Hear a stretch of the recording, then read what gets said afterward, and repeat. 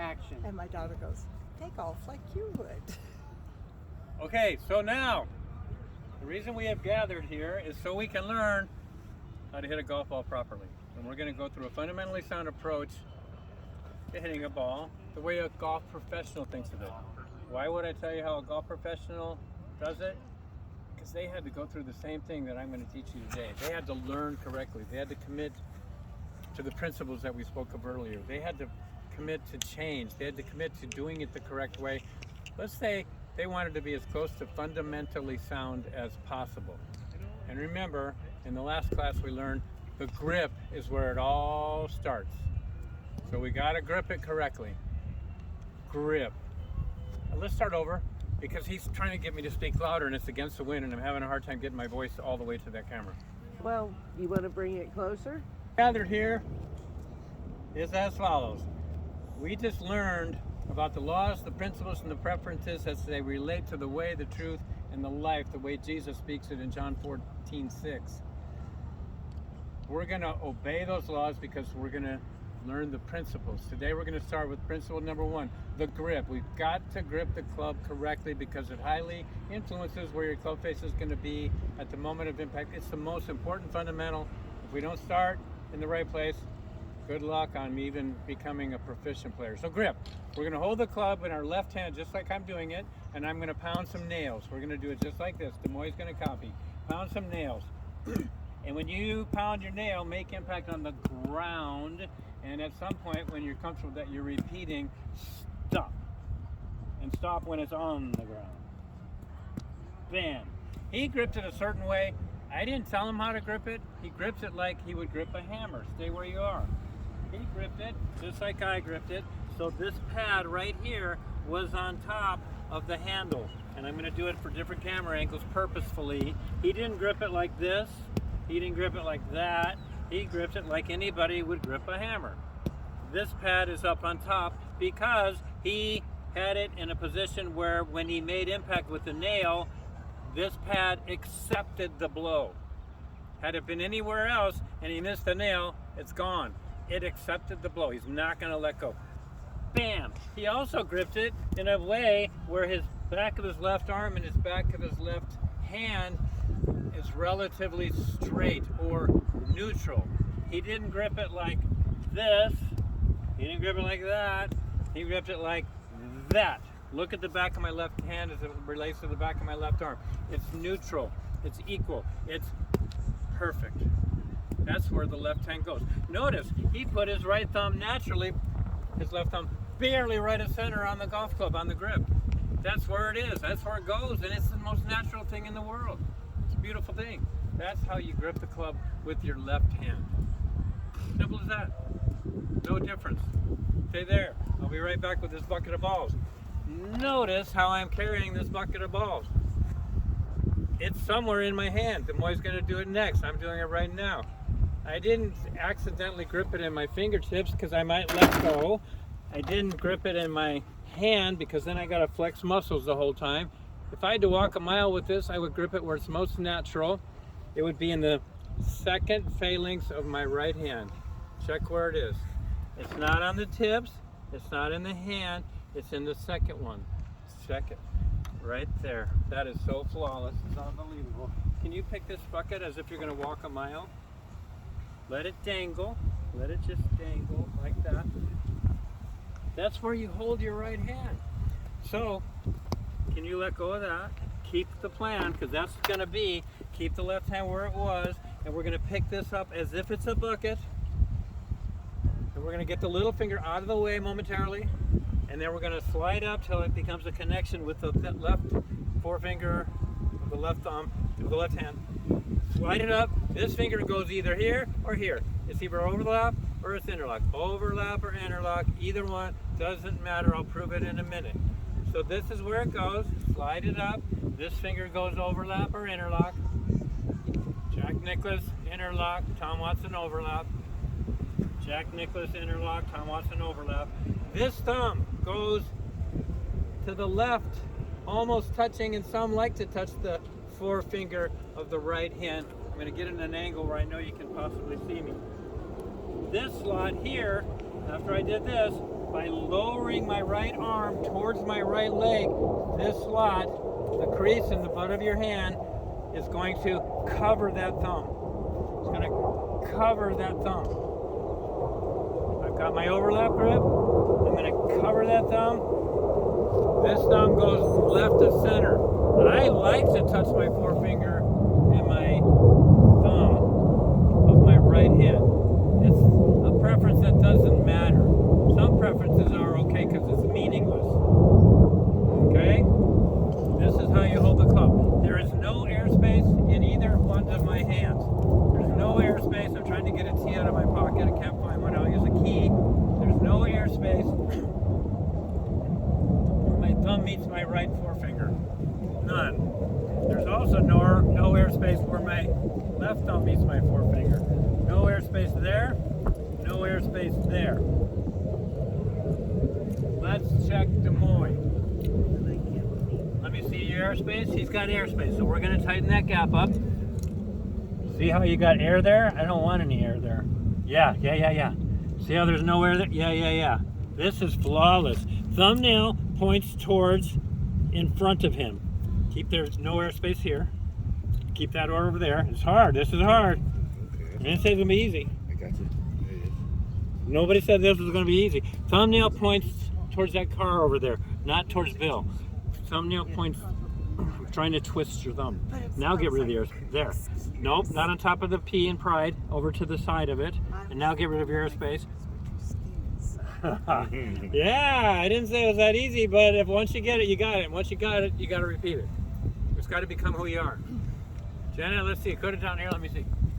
Oh, she's left-handed. Are you left-handed? No. Then switch your hands. You're the opposite. Put your left hand on top. Yeah. Ah, that might help.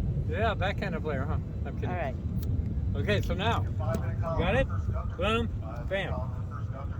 So I can see this part of your grip of your club right there. I don't want to see it. Your left hand is not covering the grip of the club properly. Can you pound a left-handed nail like this, Donna? The other left hand, that left hand. Can you pound, there, now you did it correctly.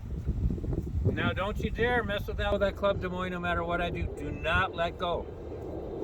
Do not let go. Hold on. Don't let go. But if I pull any harder than that, you would let go. Decrease your grip pressure till I can, yeah, now all that softened up, didn't it? Wow. Now he doesn't have all that tension. Am I right? Where are you going? Stay there. That's how tight you hold it, or how loose, or how soft, or whatever you want to call it. Could say that's your grip pressure. Can you, Janet, pull this away from me gently? Gently. How hard is it to get it? I had it, didn't I? Yeah. All right, that's good. Now I got it. Now I have it. Okay, that's how tight, how loose, how soft, that's your grip pressure. Okay. It's like the little bird. Have you ever held a little birdie, a bird? Do you have the ability to hold that bird and not accidentally kill him, but not let him go? Or an egg, farm fresh, not hard boiled. Do you have the ability to hold an egg without accidentally letting go, but without squishing it and getting yolk all over your hands? That's how tight, how soft, that's your grip pressure. And that grip pressure is here, here, here, and here. It never changes. It's a constant. That's your grip. Alignment. Now we're going to have to fix the camera angles a little bit, maybe. I'm going to use a visual aid. I can see where your camera's pointing. I need a couple balls.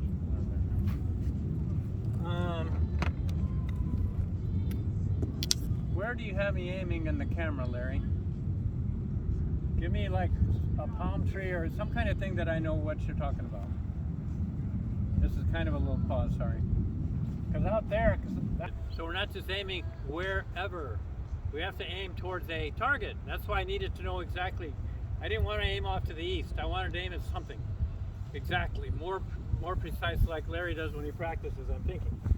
So help me out. I want this perfectly parallel to my intended target line. Move it more right, but I don't want to block the camera. Oh, way more right. Okay, so now I'm going to block the camera momentarily just so I can get the I'm plumb bobbing it. This should be aiming barely left of that out of bounds marker, which is barely right of the target, which is the palm tree we spoke of. Am I correct, Larry? Is that good? That is correct. Okay. So now I have a visual aid representing I know where I'm aiming. I want my feet parallel to that intended target line. Some people need 2 visual aids. It's okay. A lot of players on the tour like 2 visual aids. Is this seem to be parallel to that other visual aid? Yes. Okay, so my feet parallel to my intended target line? Are my knees parallel to my intended target line? Are my hips, shoulders, and eyes parallel to my intended target line? Yes. That's where I want to be. That's alignment. It's that easy. Grip, alignment. Everything's parallel to your intended target line. Most people aren't. Remember, their last ball went somewhere, they don't like it, so they aim the wrong way or whatever. Here's the problem in golf.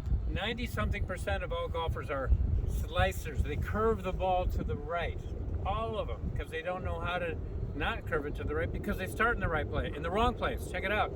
If you clapped your hands, you would arrive at the impact point of hands clapping one another with your shoulders perfectly parallel to your intended target line. Here's the problem in golf. You have to put your right hand on the club lower than the left. Watch my shoulders carefully when I do this. Where'd they go? Open. They went open. Here's the problem. We have to put our right hand on the club lower than the left. The shoulders aim left. This is the most important body line you got to the path you're about to swing on. This poor individual, 90-something% of all players, is actually aiming over there. And he doesn't even know it. He doesn't have a clue, but guess what? He's gonna swing in the direction of his shoulder, so he's gonna swing over there, so he's got a big issue. Who knows how much club head speed is going on? Let's pretend there's 100 miles an hour of club head speed, swinging over there, wishing he was swinging towards that target, not knowing he's aiming wrong. How the heck's he supposed to have the ball end up by the target when he's swinging somewhere else? This is the problem he's involved in. You all with me? That's what the problem is with all golfers. They swing in a direction other than towards the target, and how are they supposed to make their ball end up by the target? It's a big problem, and everybody has that problem except people that play golf for a living. And it's really tough to get to that level because it's very perfection oriented. Yes, there's a beautiful book, Game is Not a Game of Perfect. Well, you got to get as perfect as you can with things you're in charge of, like your grip and your alignment and your posture. Don't have to fail on those things. Okay, so our alignment, we physically have to square up. Got it? No, define square up. Square up means feet, knees, hips, shoulders, and eyes parallel to the intended target line. 90% of you are going to be aiming to the left. 90% of you are slicers of the ball. So we're going to go, And I don't care if you overdo, because we'll learn that'll help you swing to the right more. You'll learn how to release it because you're forced to with your ball starting right. You'll learn how to curve it the other way. You'll become a long hitter and a drawer of the ball. So all the hacker students that aim left, you square up or overdo squaring. Well, it feels like I'm aiming way over there. Well, you're not. You've been aiming here, and that felt good to you all those years. Wow, been playing for 40 years like that? Yeah, sir, sorry. So squaring up means overdo this, not kind of, I don't like the way it feels. No. Feeling real, perception, reality. Okay, that's why you need a teacher. That's why a PGA teacher like Bill Poirier, he's in the PGA now. You gotta have professional help to understand what being square is, so that I call it squaring up. Grip, alignment, posture. This is a huge one. Huge. He said cut.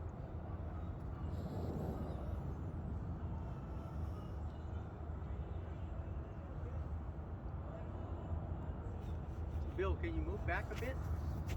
There we go. Right there would be good.